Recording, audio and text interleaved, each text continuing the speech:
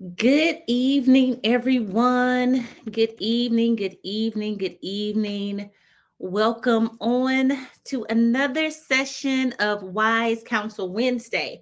I am Christian McCray Stewart, the founding attorney of McCray Stewart and Associates. And of course, I am so happy to be with you all this evening as we are going to be discussing child custody and child support. Well, you're going to ask the questions and I'm going to provide the answers and what you need to know and how to protect your rights and your kids. So before we kind of jump right into it, go ahead and like and share the video, tag your family and friends, send the link to some people, tell them to come on and join. Also, if you're not following us, whether you're joining on Instagram, Facebook, or LinkedIn, make sure you hit that follow button so that way you're not missing any of the updates, any communications. And yes, we're going to get ready to jump into this. All right.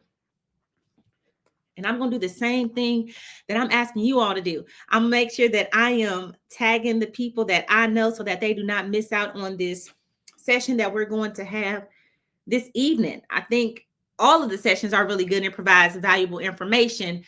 This is one that I typically get a lot of questions about. So we're excited about it. And we're just going to have a good time this evening. All right. So let us go ahead and join on. All right.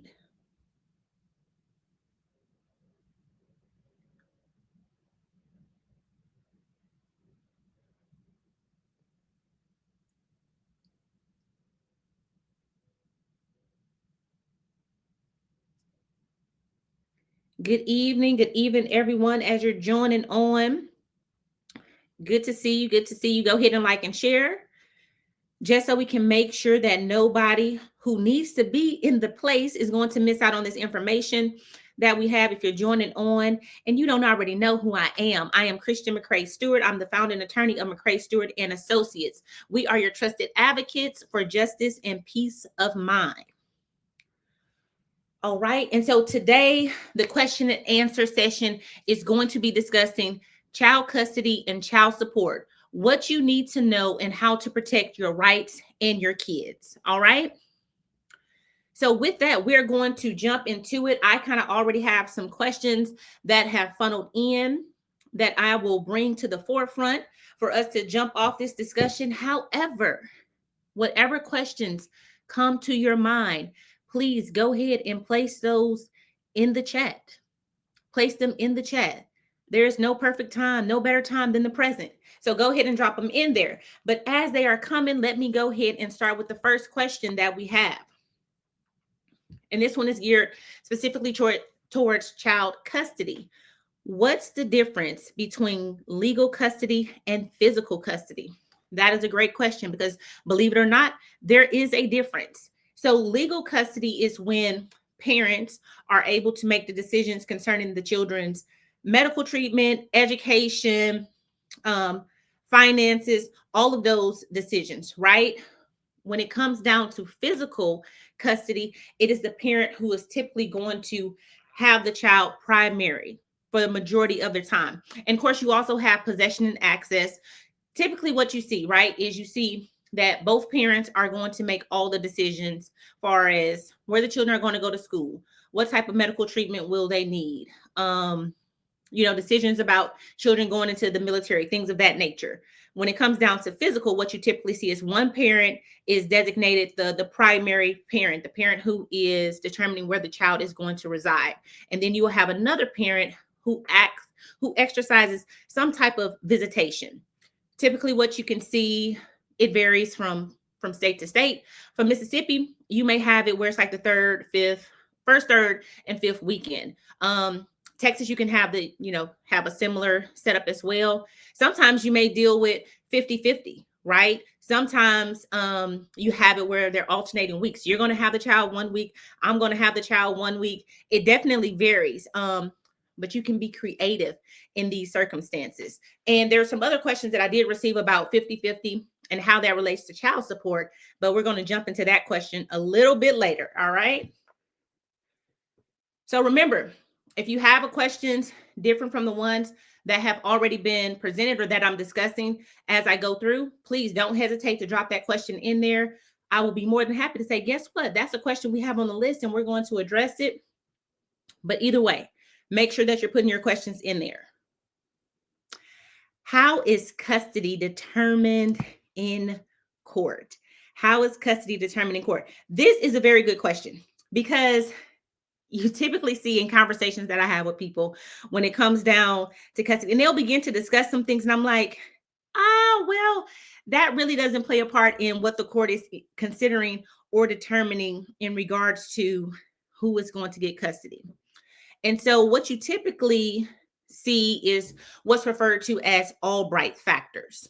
And the name just comes from a case that went up to the higher courts, and it was like, look, we have to figure out what the criteria is going to be for us to make sure that across the board, these cases are being evaluated and determined consistently, right? So one you have is, oh, great question. And we're definitely going to get to that. We have a question that says, can custody arrangements be modified? We are going to discuss that. So you have the children's age, health, and sex is an area which the courts are going to consider when they are looking into what is going to be the custody arrangement.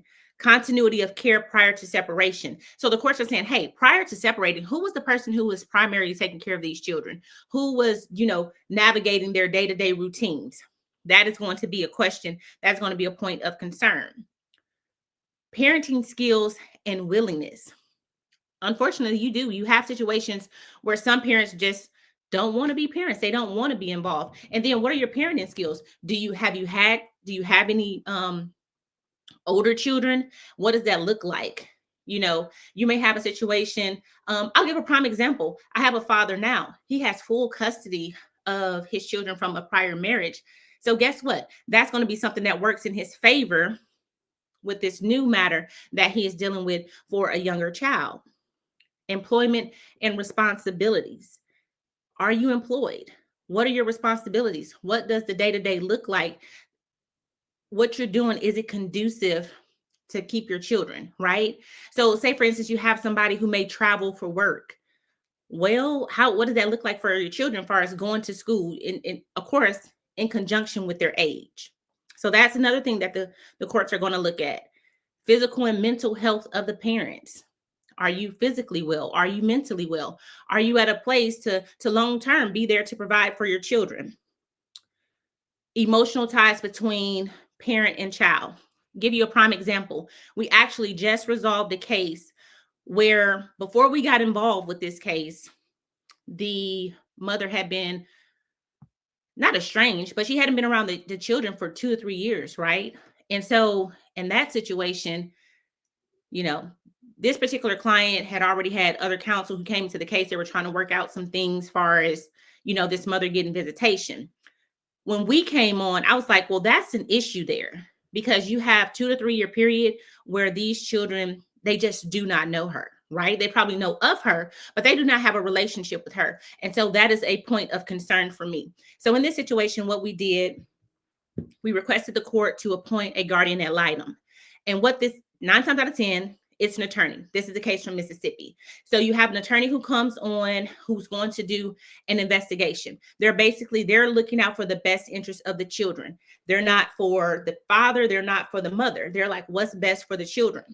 And in this situation, he was just like, look, you can't expect to come in and now be a disciplinarian. You can't come in and expect to immediately start having overnight visits with the children. You can't immediately expect that the children are going to travel out of state to stay with you. And we end up working out a graduated schedule to be able to get the children reacclimated and begin to reestablish a bonding and a relationship in that situation. Moral fitness, home, school, community records. What do those things look like?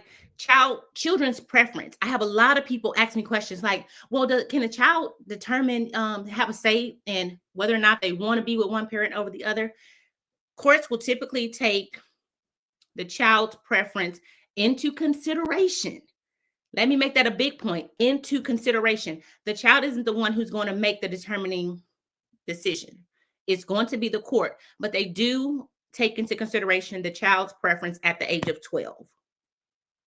Stability of home environment and other relevant factors. So anything that may be relevant, this is basically the criteria that the courts are using in determining how custody is going to be ordered, how it's going to be arranged. So to the question that we had, can custody arrangements be modified? Yes, they can. The basis for a modification is there's a material change in circumstances that affects the children or any of the parties involved. So, perfect scenario. I'll give an example of a case I dealt with. You had the parents, they were basically doing 50-50. Well, you had the father, unfortunately, pick up a serious felony, which landed him in prison. So with that, in this situation, of course, it was modified. Mom is going to be sole, legal, and physical parent dealing with that child in that situation. And most times it's not that extreme, right? And so what happens if there are some changes in the children's behavior, in their schooling, something that's happened is just like, well, I don't think that this is in the best interest of the child. Individuals can apply for a modification with the court, and you'll have to present those facts in regards to what changes have been made. And the courts are going to continue to discuss and look at those Albright factors that we previously discussed. Another thing that I do want to note, specifically for Texas, is that once an order is in place, 1 year, the court is saying, look, 1 year before you come back and you're asking for a modification. Now, there are exceptions. If there are some very exigent circumstances, some things going on that's affecting the physical, mental, emotional stability of the children, you can go back to the courts prior to 1 year. But it's not once this order is in place, it's set in stone. You can go back and seek modifications. What if one parent wants to move out of state? So unless it's an agreement with the parties, you're going to have to, and also to depend on what your orders say. Typically here in Texas, how we have it is just like, look, there's a geographic restriction. And so you're going to have Dallas and contiguous counties, but this is where you're going to be staying. And if you're trying to move, you need to go back and petition the court in that regards and present to the court why that move is necessary. Sometimes it may be for a better job, a better situation and circumstance for the children. It's not that it's going to be denied, but courts are also mindful of approving moves simply just to do it, where the kids are then going to be pulled away from that other parent, and it's going to potentially cause a little rift, right? Because remember, we were talking about how typically those visitations are set up, and it's like every first, third, and fifth weekend. Well, when you have parents who live like 100 miles or more apart, it changes the dynamics of the visitation schedule, right? And so you may not do it every first, third, and fifth weekend. It could be one weekend out of the month. Some people, unfortunately, it's just, they get their children when the school is on a particular type of break for holidays or spring break and summer and things of that nature. So parents can't unilaterally just decide to move out of state. They're typically going to have to go back to the courts and get some type of approval in those instances.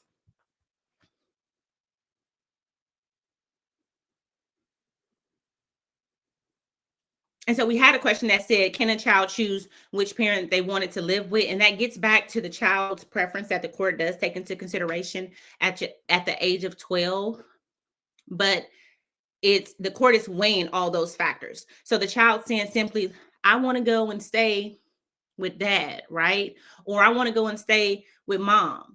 A child may say, look, I want to go stay with mom because when I'm staying with dad is stern. Dad is on me. Dad doesn't allow me just to do what I want to do. The courts may look at all those different things and determine like, okay, well, most children, I think we've all had those experiences that sometimes you may have one parent who's more lenient than the other parent. And then you have a child saying, well, that's where I want to be at. So trust the courts are looking at it all, but that is something that they do take into consideration. So it's not, hey, I want to go stay with mom, and so it's automatically stamped and approved. The court is going to consider all things and make sure that it's in the best interest of the child. Ultimately, all of these cases, when it comes down to child custody and support, it is what is in the best interest of the child. Okay, how is child support calculated? So, child support is calculated is based on the income that the non-custodial parent, if you will, brings in. And when I say non-custodial, that's basically the parent who doesn't have the child primarily most of the time. They're not the parent who the child resides with on a day-to-day basis. And so what happens is all the income that you get, all of the income, your W-2, bonuses, commissions, all those different things, the court takes that into consideration.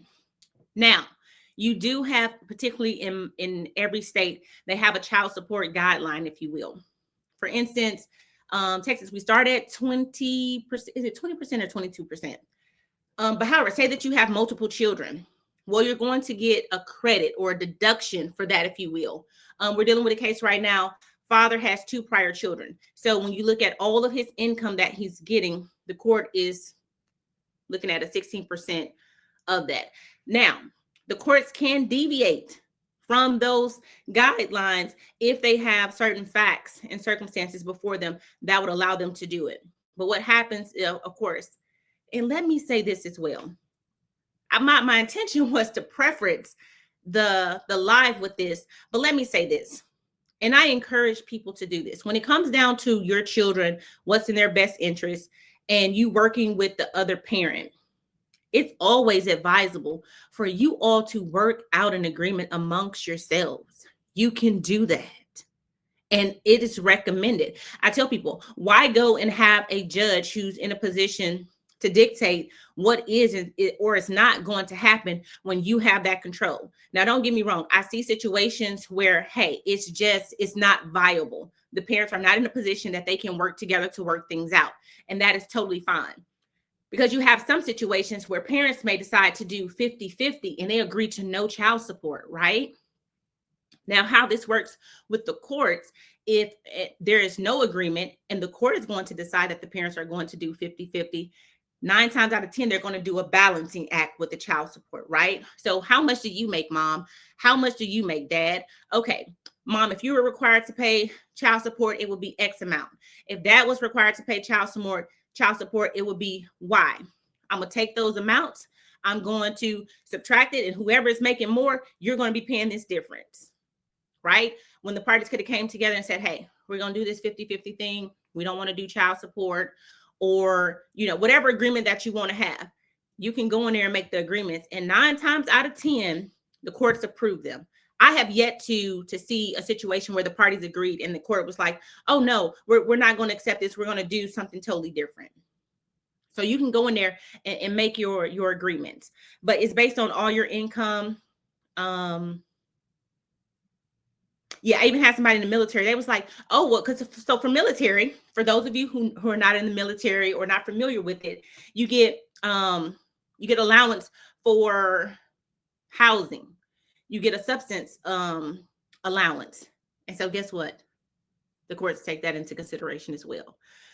So everything that you're bringing in, the courts are considering and deciding how much of that is going to be allocated towards child support. I will say a lot of states have caps. After you make a certain amount, then it stops. But you all may see a lot of stories here recently in regards to professional athletes who may have children, and a lot of people, if they're already there or have relocated to California, because from my understanding, I do not practice in California, disclaimer. From my understanding though, California doesn't have a cap on child support. So let that be what it may. All right. What happens if one parent violates the custody agreement? Well, so in this situation, so say for instance, because this is typically what you see, you're supposed to have your visits with your child on a particular day, and the other parent, the custodial parent, is not following through with that, or the parent is not paying their child support as they're supposed to. Well, you can file a petition with the court to find that parent in contempt. And that's basically saying, judge, look, you ordered this, but this person really doesn't care about your order. It doesn't mean anything to them. hold them in contempt. And typically you have a progression, right? You'll have that petition filed. You'll have the judge say, look, this is what I ordered, do it. Then people can also be fined in those situations. You can also request for your attorney's fees because look, you failed to do what you were supposed to do. So now I'm having to come back to the court and pay an attorney to do all this to be able to get you to do the right thing. You even have people who continue to violate a court's order and find themselves doing some time in jail. The court can find you in contempt and order individuals to do jail time. Violating court orders is not the thing to do. People do it anyway, but that is what happens. So if they're violating, you have a right to go and ask that court to intervene and to assist you. And that's the means to do so, to file a petition for contempt. How can unpaid child support be enforced? The same way, petitions for contempt. And also, in most situations, you see that child support is paid through the state agency, right? State agency is the one who they have this withholding order, and they're the ones who are managing it. And so when payments aren't being made, what happens? They'll reach out to the individual and send them letters and say, hey, you're behind on this, you're behind on that. And then they'll file something with the court saying, look, this individual is behind. And so what happens there is the same thing. It's a petition for contempt because you're failing to provide the support that the court has ordered you to pay. And so then you're going to have a finding of arrears, which the court will assess a certain monthly payment for you to get caught up. Then your current, right, what you're obligated to continue to pay throughout the duration of the time period that you're ordered to pay child support. And then in some situations, I say unfortunately, you have people who their license are being suspended. And the reason I say that's unfortunate is because not this, to abscond them from their responsibilities, but 9 times out of 10, where are you going to get a job if you don't have a license? How are you going to travel to that job if you don't have a license? So I'm always telling people, stay on top of things. And sometimes communication is key. Communicate what's going on. They can work things out, but you have to make the effort. If you go into these judges' courtroom and you're just not doing anything and you're going to come with excuses, you're going to find yourself you're going to get the short end of the stick. You also have it where if you have outstanding child support and the state agencies have reported to the IRS and you file your taxes and you were expecting to get a refund, no, the IRS is going to snatch that right up and they're going to apply it to your child support.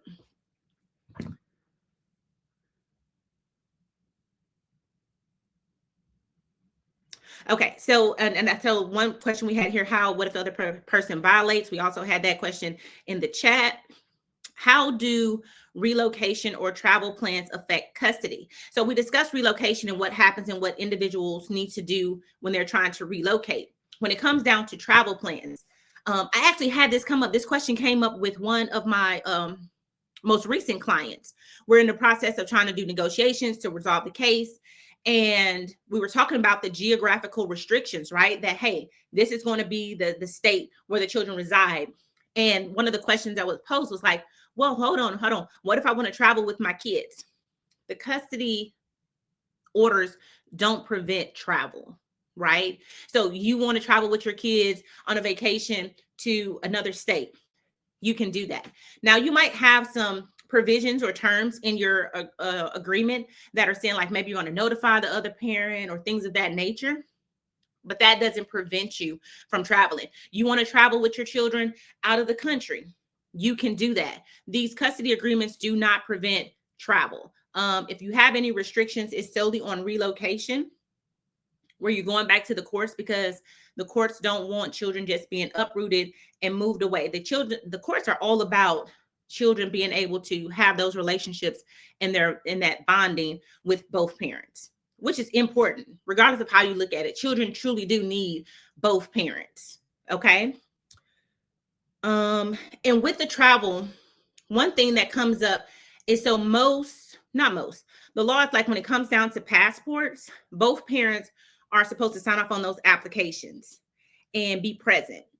You can have sometimes where, depending on the nature of the circumstances, that it can be ordered that, look, this parent is solely responsible. They can go and get passports with no questions, with no concerns of the other parent. And if you have that in the order, you just show that document when you actually go to get the passport. Does child support continue after the child turns 18? It can.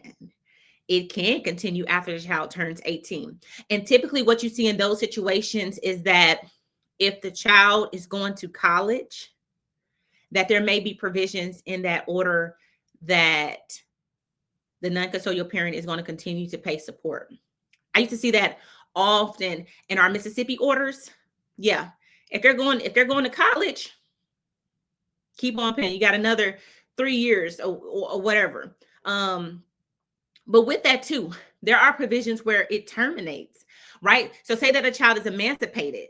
Say that a child, I believe it's they get married, or if they join the military. Those are some circumstances that you have where then child support can be terminated. But yes, you do have scenarios where child support does continue past the age of 18. And unfortunately, some people have that misconception, or it's a myth out there like, oh, once they turn 18, I'm done with child support. Be careful. Maybe not. It depends on what you all have worked out, what is in your order. Make sure that you understand what is in the order, what you, for one, either what you have agreed to or what the court has ordered. Make sure that you understand those terms. So how much would a child support lawyer cost? And so with this, it's going to vary. But what I will tell you is typically in family law cases, if there are matters where parties can agree, let me say this from our perspective here at McCray Stewart and Associates. If we have a situation where the parties can agree, we try to help them and be efficient and effective and retain some of their resources. We can resolve those issues on a flat fee basis. But if it's something there's no agreement, you're potentially finna have to, duke it out in court or have a lot of back and forth, it is going to be on an hourly basis. So whatever that attorney's hourly fee is, that's what you're going to pay. And just kind of depending on the case by case basis, when you're talking with the attorney, when you come and you talk to us, or you come and you talk to me, and I'm like, okay, this is what it looks like, how long this is going to take to potentially resolve this. Here's a rough estimate of what you're looking at. And typically with that, you're paying a retainer up front that your attorney will build towards. All right. And as people are jumping on, I see you joining the call. Good evening to you. Good evening. Glad that you're able to join. And be sure to share with some people. Be sure to share. Sharing is caring. Okay. Oh, great question we have here. What happens if we were never married? Does that change custody rights? Yes and no. And this is why I say that. So you have a situation where, say you have a father, he doesn't sign the birth certificate, right? You're going to have, and mother is trying to say, get child support in this instance. Well, when she files in court, she's going to have to file for there to be a paternity determination, for the court to determine that, yes, that is the father of this child. But even with that, it doesn't terminate the right, right? You're typically going to have a situations where you see where a parent's legal rights have been terminated. It has to be that something has occurred. It has to be something extreme. Courts are typically not going and saying, okay, your rights are terminated.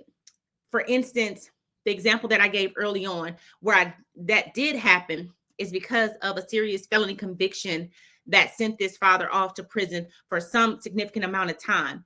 And this child was in the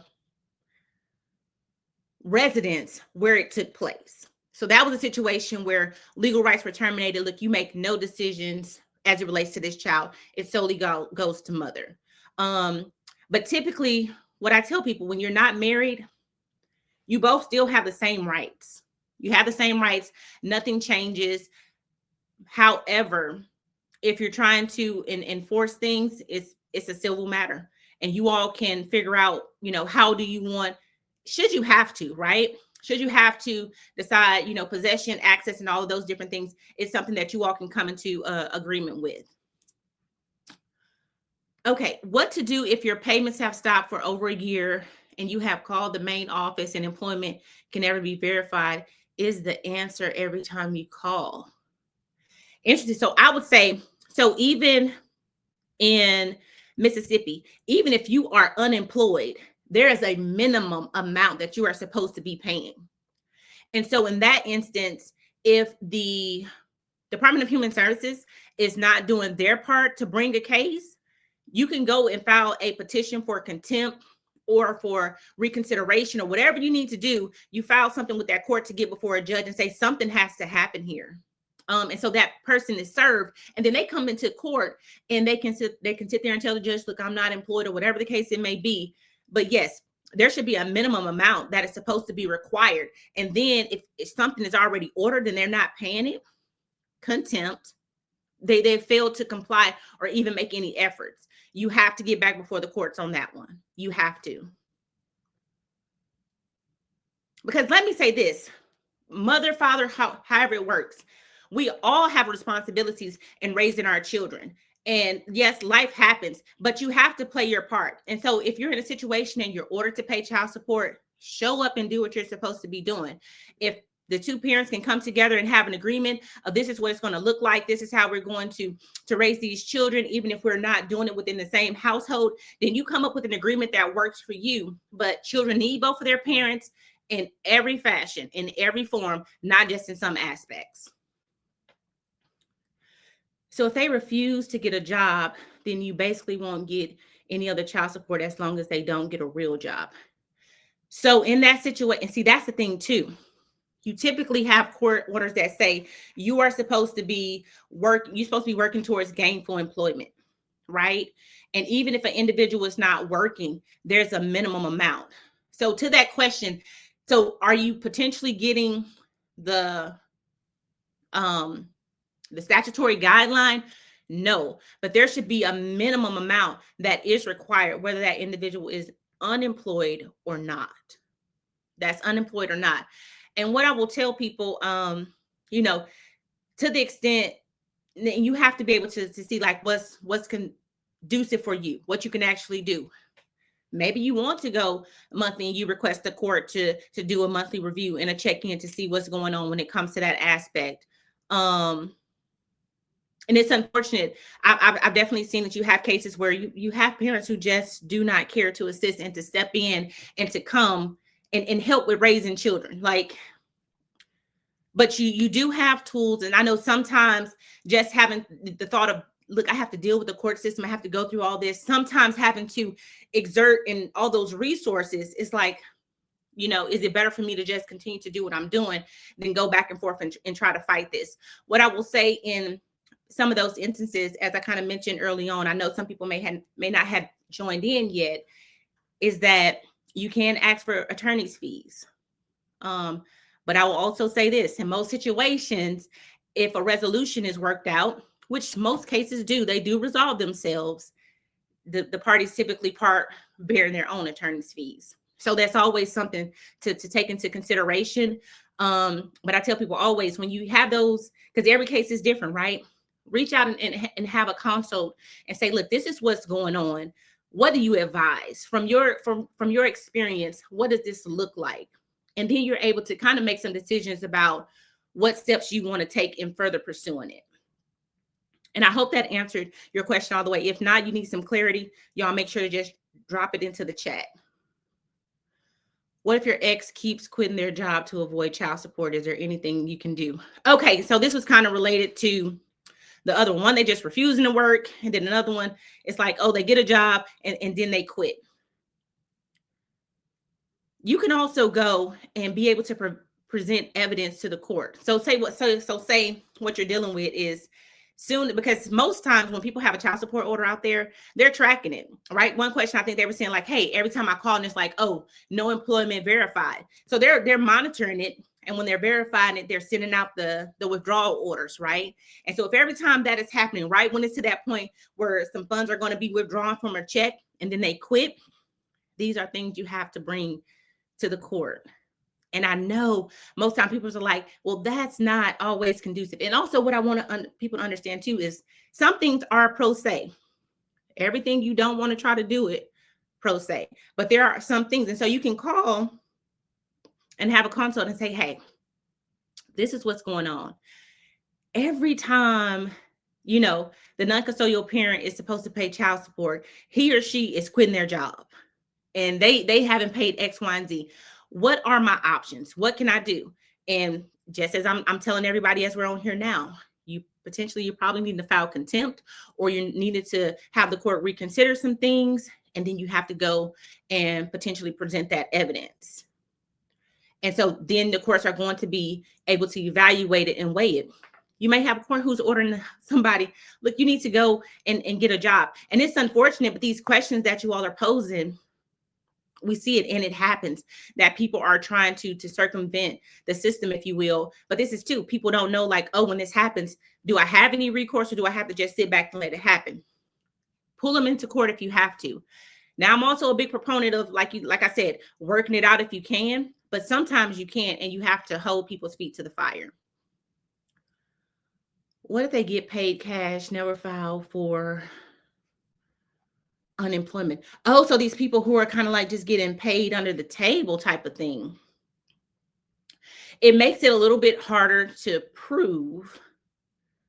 However, in those situations, so say you have an individual, they're getting paid cash, right? And so they have a place that they're staying, they have vehicles that they're driving, and also, oh my, let me tell you what is an amazing tool: social media. Social media. So say this individual, you see them, they're always flashing on social media, they're always going out there, they're always doing all these different things. This is evidence. This is evidence. And sometimes what you have to do is obtain the evidence, have a paper trail. And for some people, it may not be to this extent, but in some cases, we have to hire private investigators, right? And we're typically doing that prior to, and be careful with this, because I know Texas, we recently had some laws that change. And so you can't be like in the middle of a divorce and saying, look, I'm gonna get a PI to go and follow this person and do all these different things. Typically, you've gotten evidence and you've seen things prior to, and this has been the basis for you building up your case before you bring it to court. Sometimes you have to be savvy with it. You have to be savvy. And because there are situations where people who, they make cash, and they're potentially opening the door for a lot of other issues. And so in those cases, it's like, look, you bring this into court and find out, look, you've been making all these under the table payments been made to you, and 9 times out of 10, so you're not reporting it, you're not paying taxes, you're going to open a whole nother can of worms, right?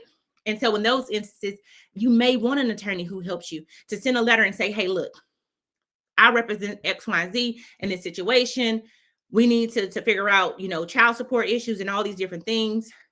We have evidence that you are receiving these type of payments, X, Y, Sometimes when people are getting notifications from attorneys, they're like, look, I don't even want to have to go through I don't even want to have to deal with all of that. And you can work some things out. But I always hope there's a way. There is a way. And you just have to, like I say, have those conversations, have those consults, explain the dynamics of what's going on, how long it's been going on, right? For one, did you ever go to court? And then when you got to court, what did the judge order? And what information had been presented? But because these are facts and circumstances that may determine what type of advice or options that you have available, or what an attorney may advise you is going to be your best course of action. So what if my ex got remarried? Can they make the new wife pay his child support? Oh my, you all are asking some wonderful questions. And the reason I say this is I just had a conversation with a client about this yesterday. So in this situation, this case is in Mississippi. The wife, who's a non-custodial ex-wife, who's a non-custodial parent, unemployed, right? She's a stay-at-home mom now. But husband has like a rental property where he gets income. And so wife is paying the minimum, the $250 of child support a month for 2 children. And the dad is like, hey, what about this child support? And so in that one, and see, this is also the thing too about having an attorney, right? Because they can go back and they can do some investigation, they can do some searching. So prior to having to inform my client, well, look, you can't attribute the new husband's income. They're not going to attribute it to the wife for child support. They're not. But what we did do in checking on that rental property, we were trying to determine, hey, is that property marital property? Because if it's generating income and it's marital property, well, that's assets that she does have. Well, we checked into it and no, that's property that the new husband had purchased prior to the marriage. So, and I know people have, and they're trying to wrap their mind about like how is that right? But yes, you can't make the new wife or the new husband pay the child support. But what I will tell you that comes up is when you do have an individual who they are newly married and any parent may have a back child support order that has now been reported to the IRS. You can have a situation where that tax return that they're filing jointly is intercepted. So that's what you typically see happen. You don't see them attributing the new spouse's income to that parent for child support calculations, but if they're in arrears and that has been reported to the IRS and they file their taxes together and they're getting a refund, the IRS will intercept it. Now, there's ways to deal with that if it should happen. Probably a totally different discussion or another different live Q&A for us to do, but that's what you can see happen in that situation. Okay. What expenses does child support cover? So as we this is people always saying like, child support is for the child, not for the other parent. So you have school expenses, right? And one thing too, we have this discussion.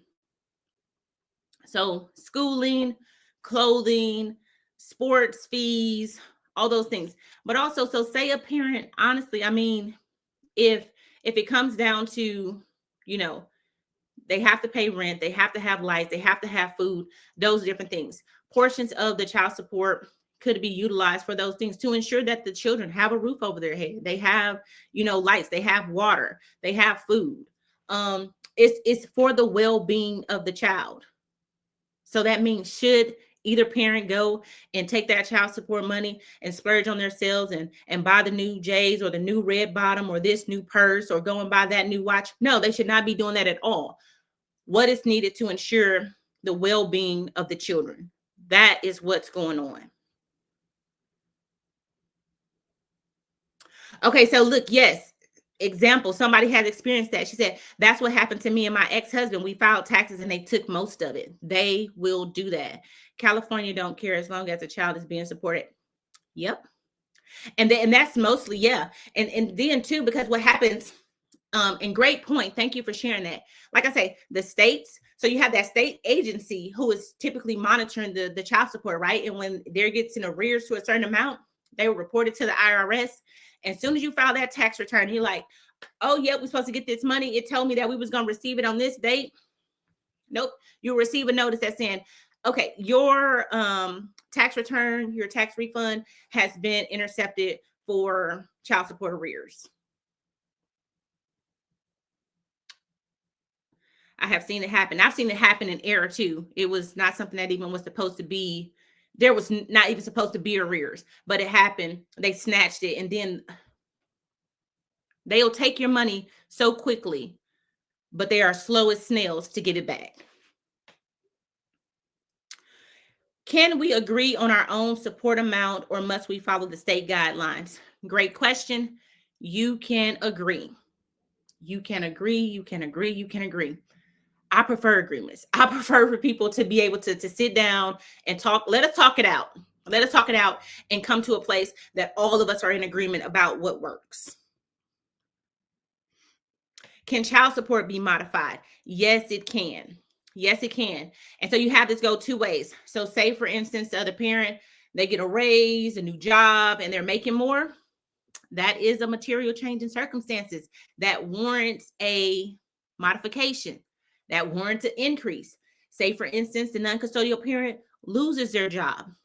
That's a material change in circumstances that brings about a necessity for a decrease. So yes, the child support is not set in stone. Depending on what the circumstances are, you can go back and ask the court to modify it.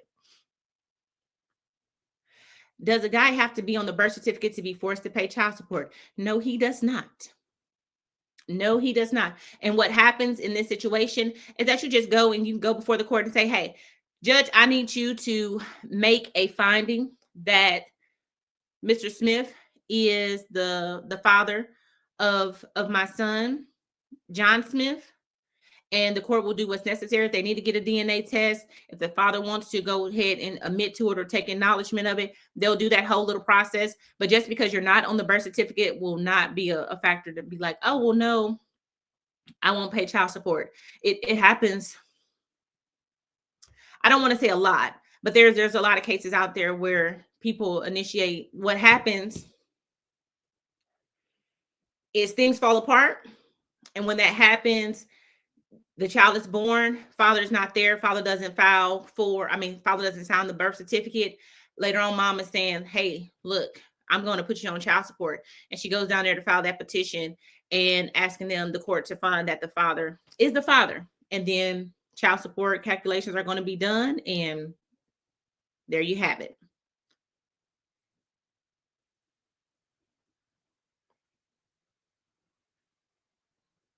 Okay, so I think we have gotten through all of the questions that we had. This was a great session. And I see we had some people who did have to drop off. But what I wanted to kind of pose to the group, and I probably should have did this a few minutes ago when I actually thought about it. So one thing about this is the purpose of us doing these live Q&As is because we want to bring knowledge, awareness to our audience, right? To you all. We do this for you to hopefully have conversations that will benefit you in certain situations. And so we wanted to find out what time works best for you to tune in.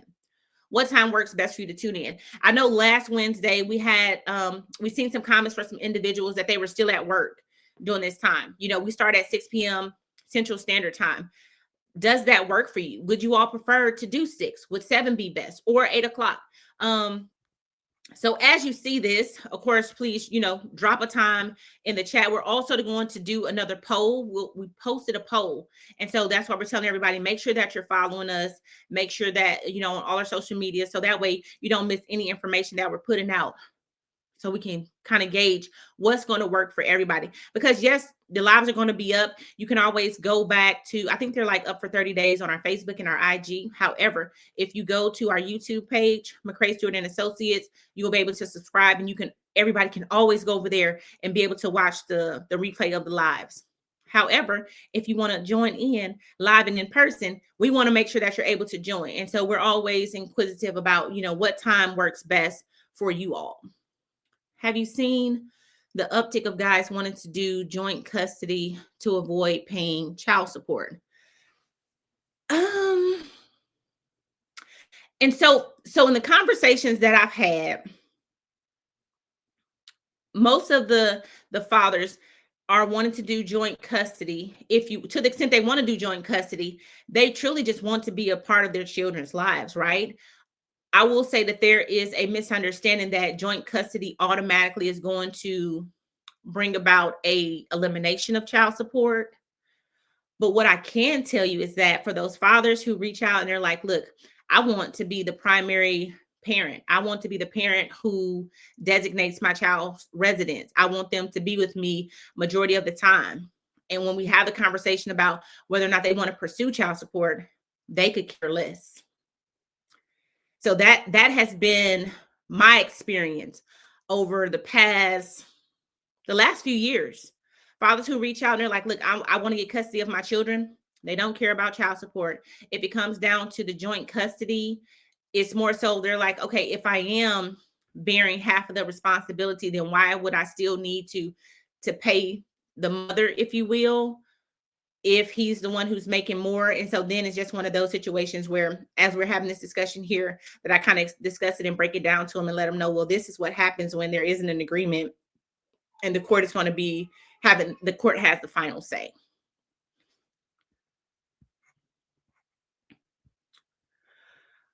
Okay. So, if you are already, if you haven't signed up for our newsletter, we send out a newsletter every once a month. At the end of the month, we send out a newsletter. So the link is going to be placed in the chat for you to get signed up for that. You do not want to miss it. If you are joining on and you have some, or you're watching the replay, please respond and let us know what time works best for you for us to do the live Q&A. Is the 6 o'clock time that we already start sufficient for you? Would you prefer 7 o'clock? Would you prefer 8 o'clock? We want to make sure that we're meeting you all's needs. If you have any additional questions in regards to this particular area or any area at all, I mean, all of our contact information, you can actually follow us here on all of our social media platforms. You can reach out to us, schedule a time for us to talk. We're more than happy to discuss whatever legal matter that you're dealing with, to give you guidance, insight, and direction, so that way you're prepared to face and manage whatever it is that you are dealing with. And I think that is all that we have. It is always, always a pleasure to come and join you all and do this. My team and I, I mean, we're so excited when we get on and just to kind of see the interaction from you all, that your questions are being answered, that is being helpful. And so we just encourage you all to continue to interact with us, continue to follow us on all our social media platforms. If you have legal questions, reach out to us. That's what we say. We are your trusted advocates for justice and peace of mind. Whatever you're dealing with, you don't have to deal with it alone. We want to come alongside you and to help you. That's what we're here for. So never hesitate to reach out to us. It is truly a pleasure. Oh, and also too, what you all could do for quick access, if you want to scan that QR code on there, you can. It'll get you to all the information that you need from us in a speedy fashion. And with that, I am going to wish all of you a blessed evening. And those of you who come and you watch it back on the replay, put hashtag replay so that we know, and put your questions in there. We will have, we're going to do another poll for time, the time that refers, that's best for everybody. And also share ideas in regards to what is the next topic that you want to discuss. We do still have some from last time, but always share, share, share. This Wise Counsel Wednesday is for you. It's not for us. So let us know the areas that you have questions, and then we're going to show up and we're going to make sure that you have the answers. All right, everybody. It was truly a pleasure. You all have a wonderful evening. We're going to see you back here next Wednesday for Wise Counsel Wednesday. Good evening, everyone.